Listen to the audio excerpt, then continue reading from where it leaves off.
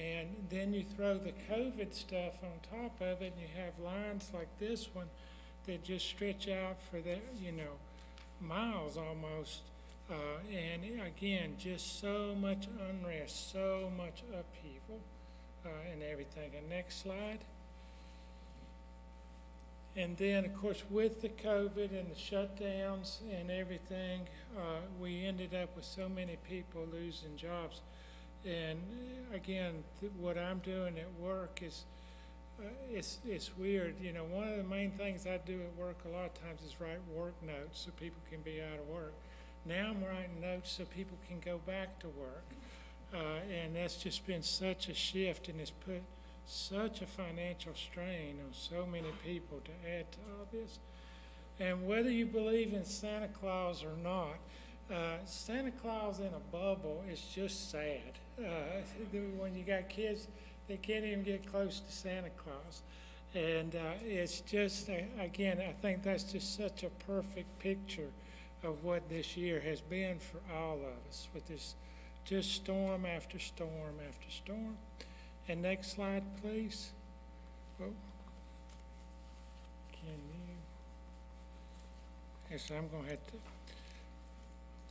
pull that up. I'm not going to be able to read that one.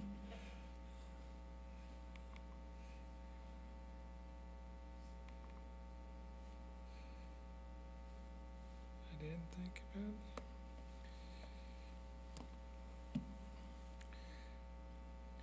Okay, this comes from James 1.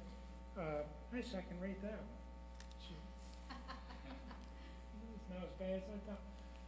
This is James 1:6.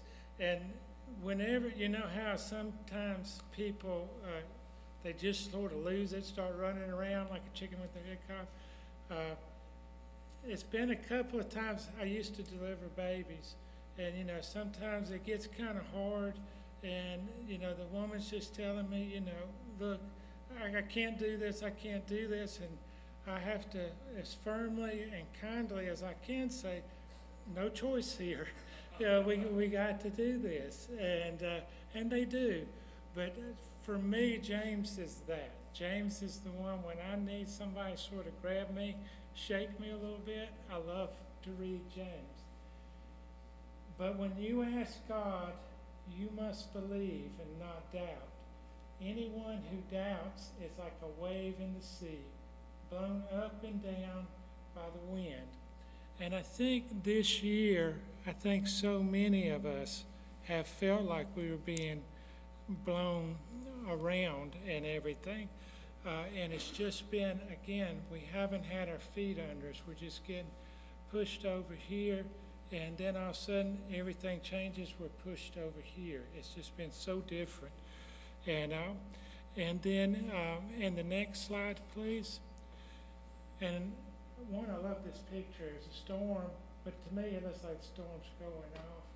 And this is actually just a little bit earlier in James. But he says, my brothers and sisters, when you have many kinds of troubles, you should be full of joy, because you know that these troubles test your faith, and this will give you patience. Let your patience show itself perfectly in what you do. Then you will be perfect and complete and will have everything you need. And again, these storms and all this that we're looking at are these external things around us that we really don't have any control over. And they just kind of come out of nowhere like COVID did. I thought COVID was going to be a bad flu season. I thought we'd be doing this for 2 months. And, here we are pushing 13 months now. And it's just, again, we don't have control over these things. We can vote in an election, and we can cast our vote. We can speak our mind in that. But there's only so much we can control in that. And we can have a good job for a while, but the COVID may come and wipe that out, and we don't have it anymore. And then when we do, we keep looking at those things, trying to find peace and comfort. and they just aren't there. And I think 2020 really showed that. And, we just keep looking to the world to provide these things. It's kind of interesting. I've struggled to live this verse, and I get mad and I keep saying, why God, why God? And then I'll go out and exercise a while and stress myself out, stress my body. And I haven't figured out why I get mad at God for stretching my faith when I'm out trying to stretch my body a little bit. And but these trials help us to realize that we cannot do it alone, that we are in need of a Savior. And I don't think it's ever been more evident than this year, that our entire society, entire world is in need of a Savior. And fortunately, we have that. And, if you look back in the earlier verses where it's talking about joy, peace, and faith, these are the fruits of the Spirit. These are the things that God has given us when we accepted Him into our lives. These things are already there. When you go to work out or exercise, you're not making a new muscle. It's already there. You're making it stronger. And this joy and peace and faith, these things are already in us.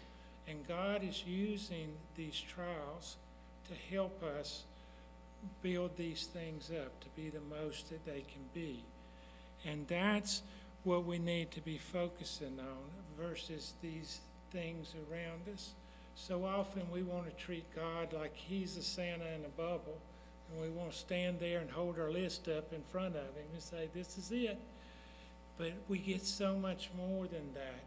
This is a God that overcame the world, and we get to be part of His plan and get to do these things with Him through His power, not our own power. And it's just so amazing we get that opportunity. And with all these internal things He gives us, He also gives us other blessings. And we have been so lucky at Steadfast. One of our verses that comes up all the time is Ephesians 3:20. To Him that does more than you could ever imagine, essentially. And that has been the case. We were looking for 5 or 10 acres. We ended up with 73. We were looking for 4 or 5 horses. We ended up with 20. And now, obviously it's a lot of work, but oh my goodness, it's so wonderful and so fun. And but we have been able to use these gifts to be part of His plan. And we have just felt so blessed for the people He's brought into our lives and the horses and the land and everything, to be able to use that to further His kingdom here. And I'm going to let my wife jump in and say a little more. Yeah, so I was looking at the slides. I probably should have thought about it before because I made the PowerPoint. But all these things that we've been through, and we have a new child that's going to be coming into our program soon, and talking with his mother about the challenges that he has. She says, he just worries all the time. He's 10 years old. He worries all the time. And you think about this world that we're living in, it's not so hard to imagine why kids are worrying all the time. It's for whatever it is, it's not just us that are in the storms. It's not just us that are feeling tossed and torn. And, like Todd said, we went to this conference and got fired up for the Lord. And, He gave us He told us what Steadfast was going to be. He told us it was going to be Steadfast. And if you could do the next slide, please. He said the name of this is going to be Steadfast. And what I want you guys to do is to develop a place where there is joy, where there is peace, where people can come and they feel empowered to be who God made them to be, and where they'll feel like they have a place where they belong, where they have a place where they feel like they have family. And we try everything we can to be that for the people who come. Next slide, if you would. So what came out of this is we developed what we call our sessions program.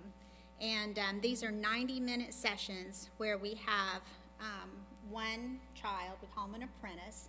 We match them with a mentor that we call a journeyman, and a horse.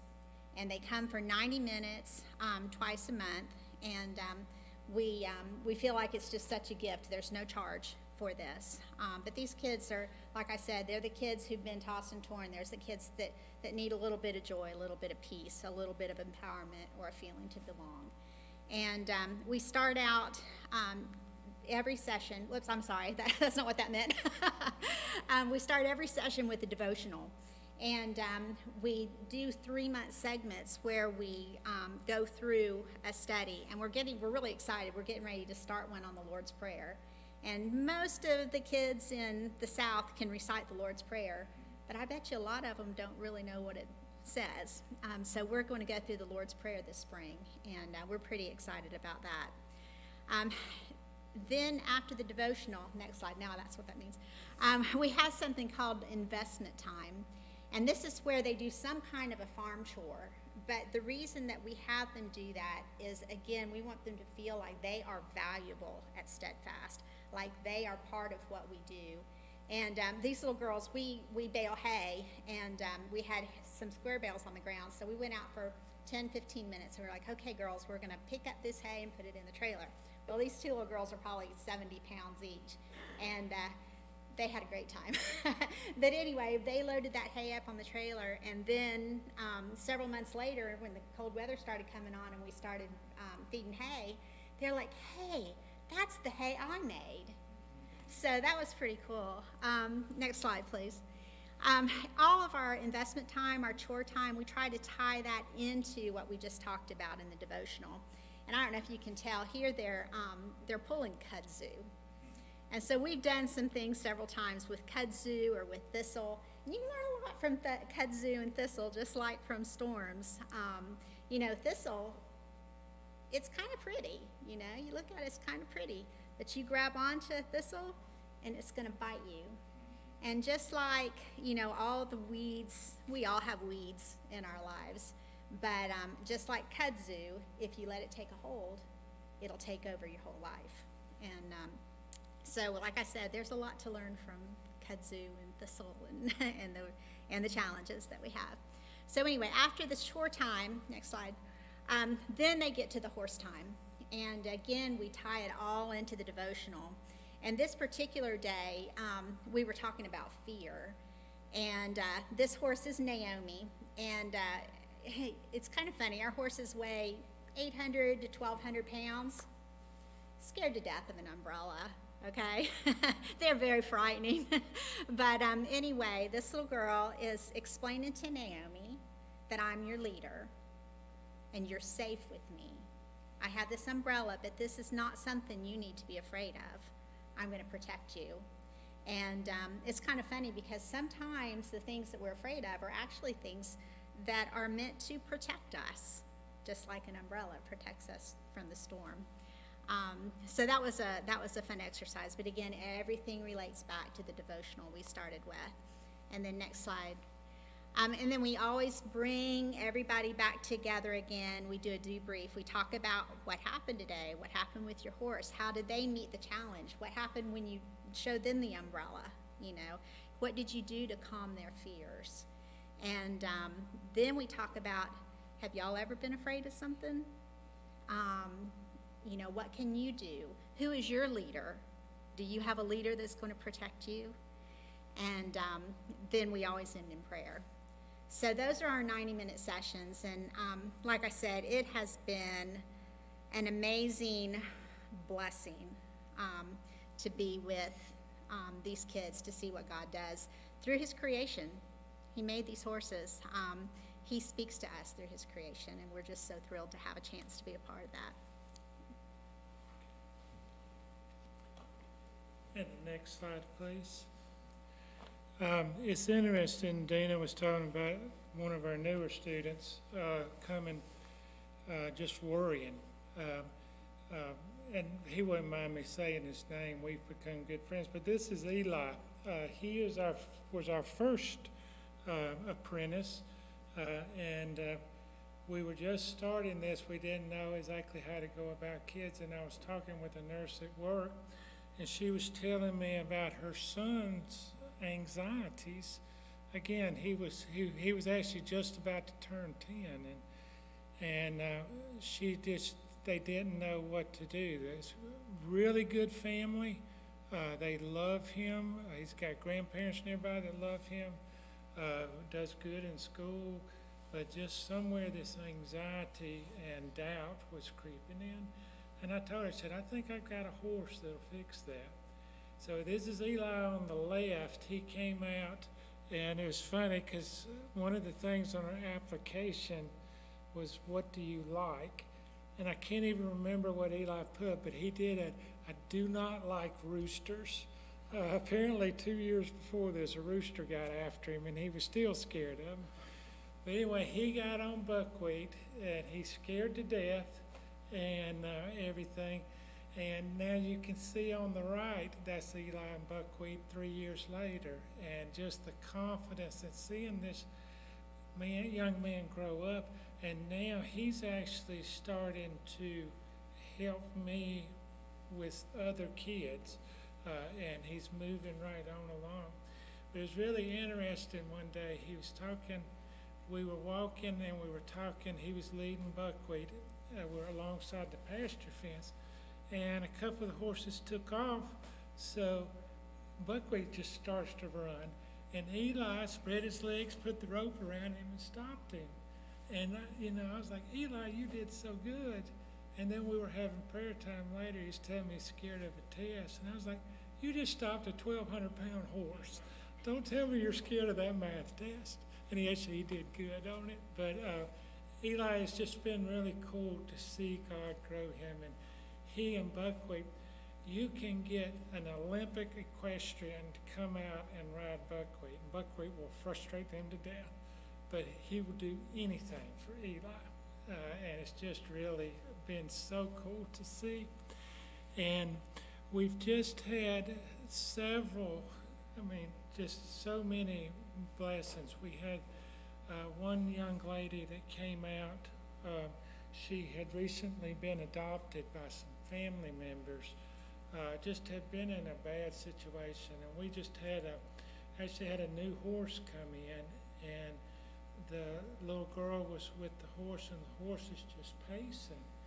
And, Dina was talking to her that this is a new horse, and, this is a new place for her. She's kind of scared. She doesn't know what to do.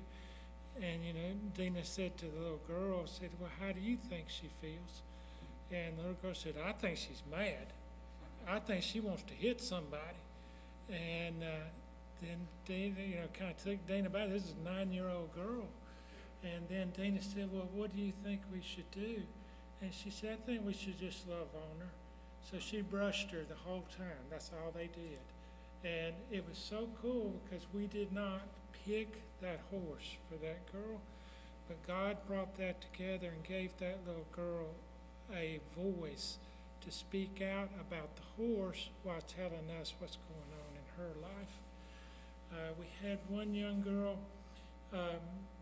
she came out, she had quite a bit of horse experience, so we put her with our more well-trained horse, and they just did not get along. He's the one I ride a lot, and he can be real persnickety about it. You got to put the cues in the right spot to make him go and all this, and it just wasn't working. And this young lady has had some trouble with eating disorders, and she would just kind of shut down sometimes. She would get there and not say a word, and then one day, Falcon, the horse she'd been riding, leg was stirred up, and we said, well, we can't ride Falcon today. So we put her with another horse. It was amazing. She got on that horse, it did what she wanted, and she really has just changed completely. She comes out there smiling, she leaves smiling, And again, it was just that through the horse that did that. And it was just really amazing to see God doing that. And it, it deepened my faith so much, because we took what we had and started working with it, and he kind of continued and blessed it. But it wasn't our hard work that did it. It's just him moving, and it's such a cool thing to be part of. And the next slide, please. Is this you? Okay. Anyway, so what we're trying to do, this is about the peacemakers. So then we pursue the things which make for peace and the building up of one another, Romans 14. And so what we've tried to do is, through this joy, peace, empowerment, and belonging, is to give these kids, to give these kids those things. But not only to give them that, but help them to go out and share that. And it doesn't have to be them standing on a soapbox preaching. It can just be the way they handle themselves at school and everything. So we have tried to do that, because that is what this world needs right now. I have been so angry. I just kind of give up watching news, because I get so angry at so many things and so many people, and I'm pretty good at complaining about it. But then I start thinking, what am I doing that makes peace, and how am I trying to build up these others? And that's what we have to do. We feel if we offer these kids these pillars of joy, peace, empowerment, and belonging, and we offer those to ourselves, there's no one that has gotten near as much out of this ministry as Dina and I. It has really been amazing and such a blessing. But if we take those things and focus on those internal gifts God has given us that James was talking about earlier, then we can be the true peacemakers and to do these things to help this world. Next slide, please. And one of the things, Dina and I were one of the first times I met Shane, he was telling me, somehow we got on how he and Noelle met. And he said he saw her in church and said, that's going to be my wife. And it is. And so I always think that's so cool, because so often everyone in here wants to follow the Lord. I don't think you would be here if you didn't. But it's so hard sometimes to figure that out. And Dina and I were very blessed. My job had changed, and we were looking at ministry. We were looking at maybe going in medical ministry locally, or horses. And then we went to a medical mission conference. It was wonderful. It was good. Then we went to this horse conference. And it was just like, I was talking about James shaking me. God shook me and said, this is it, Todd. And we just got so excited about that. And that is such a blessing to have that and to know what he wants from us. And he has gifted all of you.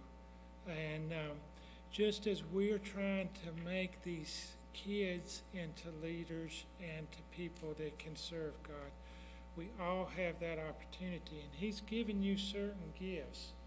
And I would definitely be in prayer for you, and that you would find that gift and how you can best serve him. And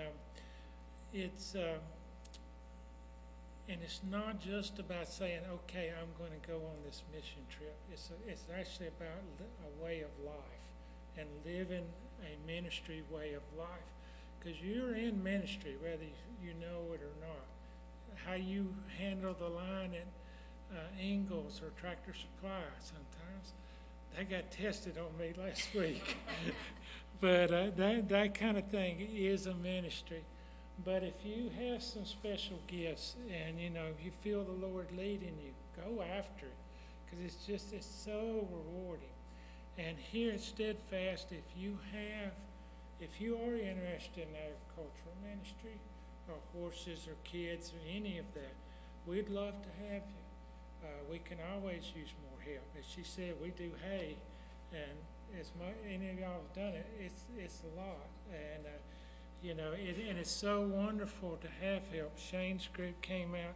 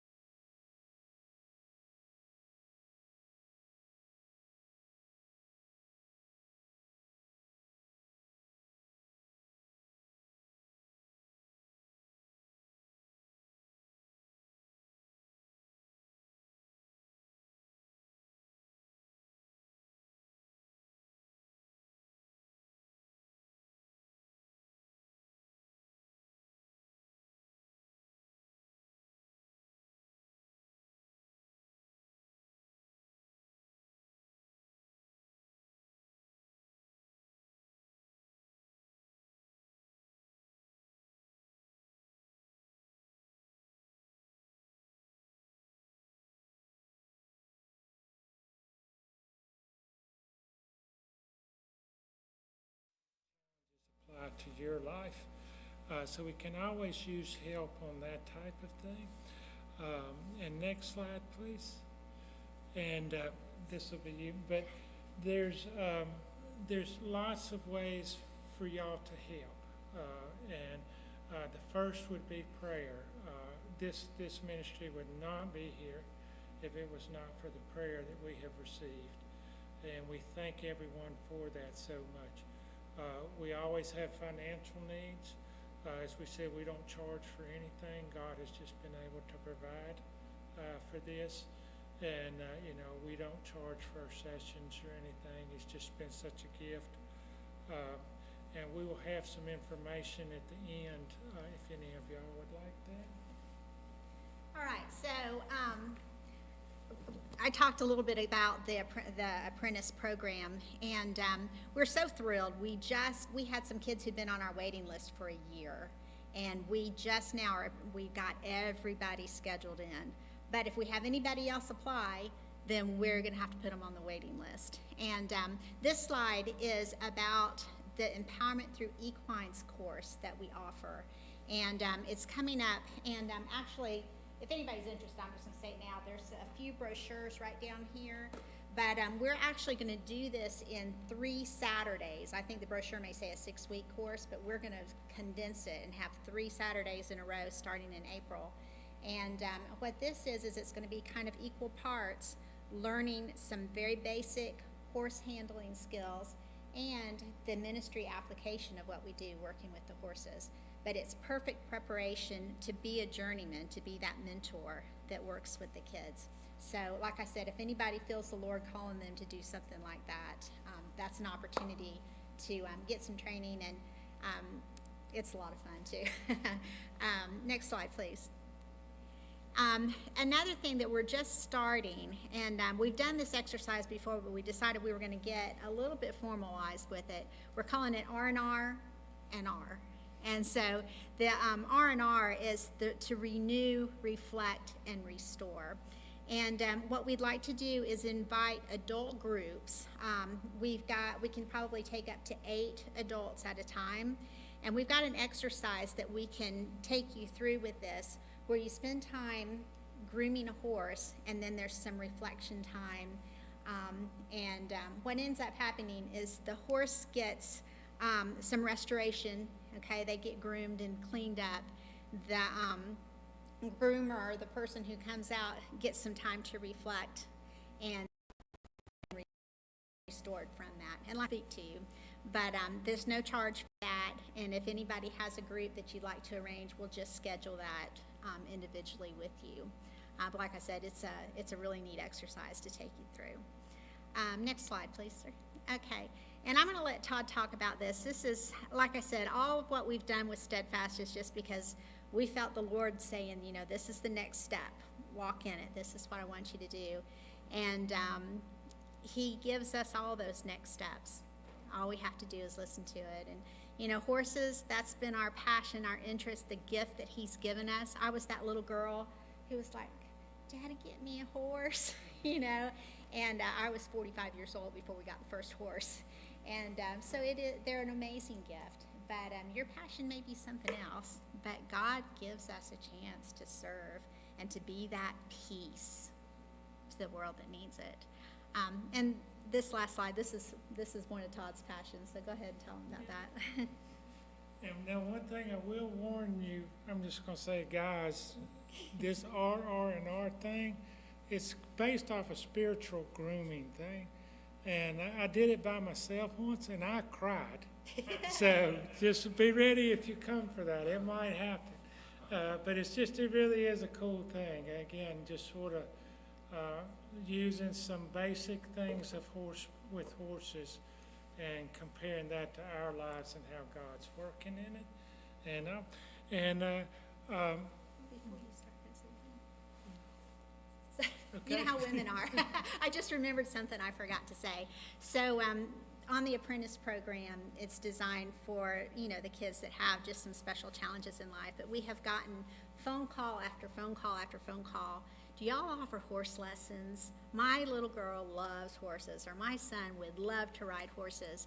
And so we are beginning we're calling it PLS, please, equestrian program. And it's a total equestrian program, but it's partnership, learning to be a partner, that's the P.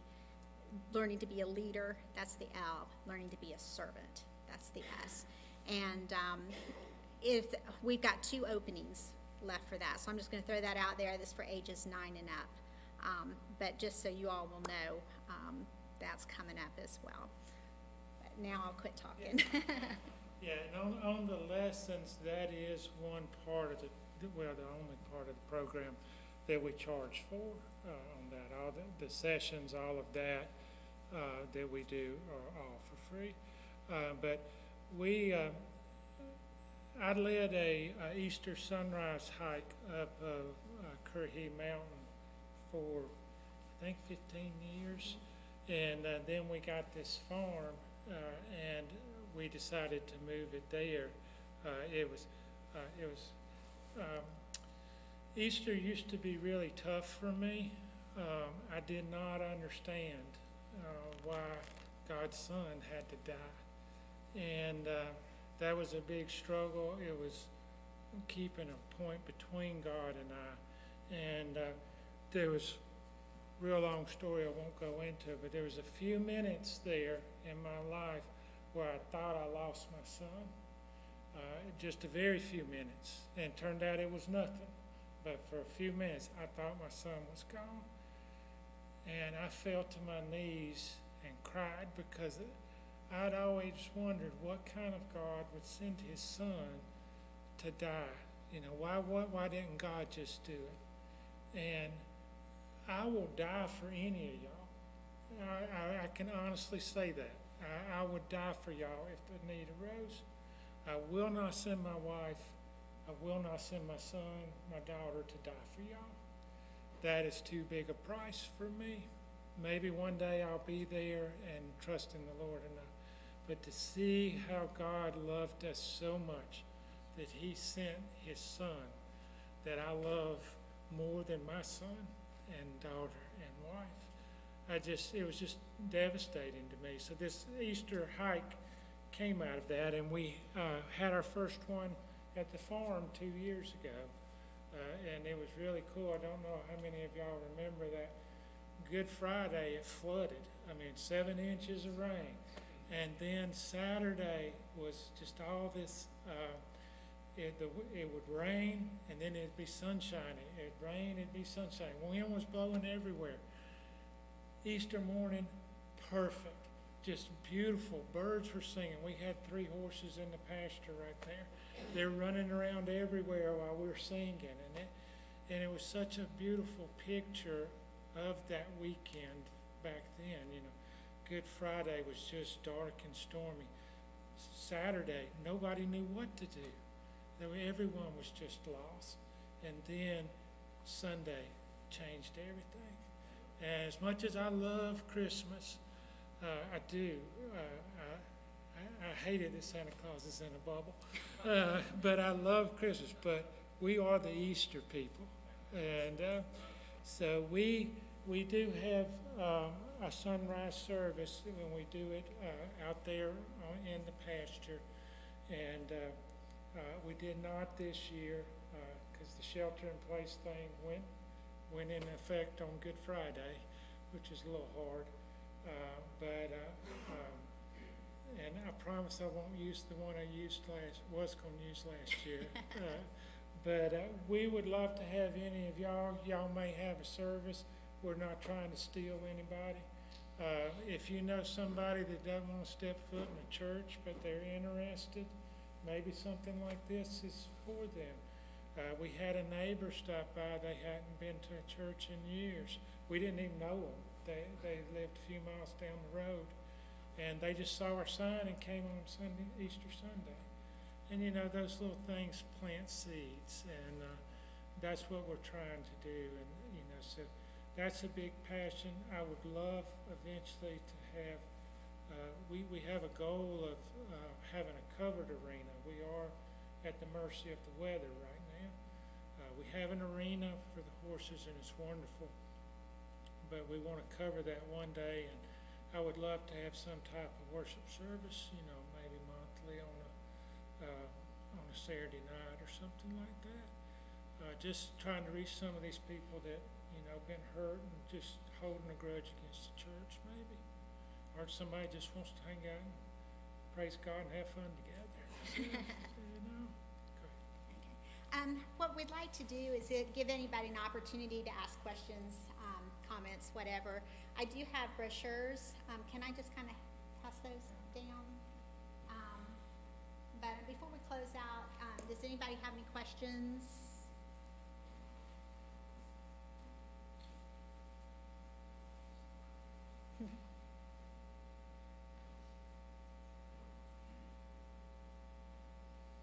Y'all are easy.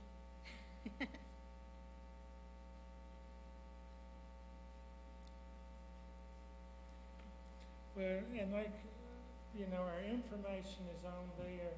We know a lot of y'all pass by every day. We'd love to show you the place. We got way more stories than we shared today. We can talk about this for days, and it's just been such a blessing to us. And we would love to invite y'all out, show you what's happening there, let you meet some of the horses and stuff. So just, there's several ways to contact us. We'd be, again, just happy to do that. And again, we really appreciate this opportunity. I did not realize how much, I guess, how social a person, and how much a hugger I am until this year. And you just, you know, it's just been a strange year. But it's been, we've learned a lot, and hopefully we've learned what the Lord wants us to learn in this. And hopefully, as with James was saying, with these trials, we'll find joy in these trials because it's going to build our endurance and build our faith. And that's what we need, you know. So how about I just close us in prayer then? Dear Heavenly Father, I thank you so much for this day. I thank you for this sunshine, and Lord, I thank you for a couple of days of no rain, and just what a blessing that has been. Lord, I thank you for a gathering of your people, and it's been such a scary year in so many ways, and it is very comforting to me to be part of a gathering of your people. And Lord, we thank you for the gifts that you've given us with the horses, the land, and the kids, and the helpers, and just what a wonderful blessing that is. And Lord, I would pray for each person here that they would find that special gift, that passion that God has given them to help them move out and to move in your plan and to grow into your plan so that this world may become a little more like heaven. I thank you that you've gifted us uniquely. I thank you've given us your Spirit to guide us. I thank you that you've given your word to give us the answers that we need.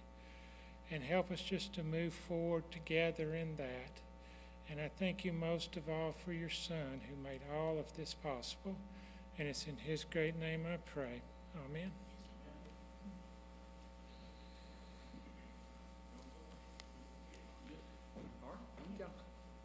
Thank y'all so much for coming.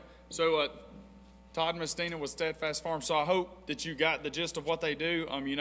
Basically their whole mission is just to be obedient to God, to use what God has blessed them with, to pour back into his kingdom. And I'm just thankful for people like them in the community that are doing what they feel as God has called them to do.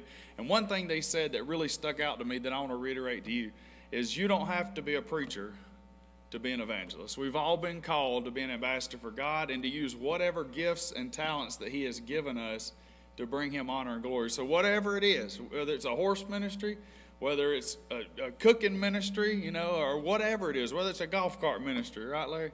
Whatever it is, we ought to use the platform that God has given us to spread the gospel of Jesus Christ. That's why Jesus said, as you go.